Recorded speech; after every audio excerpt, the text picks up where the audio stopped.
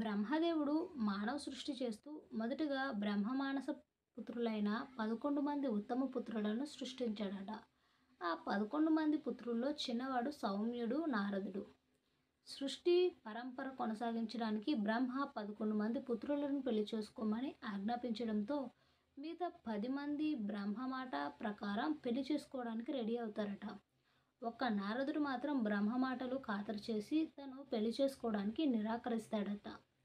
అదే విషయం బ్రహ్మకు కరాఖండిగా చెప్తాడట. దీంతో బ్రహ్మకు కోపం వస్తుంది. మిగతా వాళ్ళు ఎన్ని పెళ్ళిళ్ళైనా చేసుకుంటామని ఒప్పుకుంటారని, నువ్వెందుకు ఒప్పుకోవడం లేదని కోప్పడతాడట. అన్ని రకాలుగా బ్రహ్మ నచ్చ చెప్పినా నారదుడు వినడట. దీంతో కోపద్రక్తుడైన బ్రహ్మదేవుడు నారదుడిని అనేక పెళ్ళిళ్ళు చేసుకునే గంధర్వుడిగా పుట్టేదు అని శపించాడట. బ్రహ్మశాపం ప్రకారం నారదుడు ఉపబ్రహ్మ అనే గంధర్వుడిగా పుట్టి చంద్రవంతుడు కూతురులైన 50 మందిని పెళ్లి చేసుకున్నాడట. దీంతో బ్రహ్మచారి అయిన నారదుడు కూడా పెళ్లి చేసుకొని వివాహితుడిగా మారిపోయాడని, అయితే అది శాపం వల్ల గంధర్వ రూపంలో జరిగిందని పండితులు చెప్తున్నారు.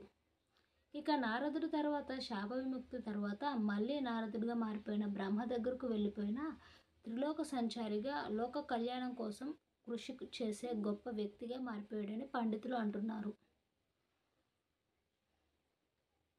ఈ ఒక్క వస్తువును కూలర్తో ఉంచడం ద్వారా మీరు చల్లని గాలిని పొందవచ్చు.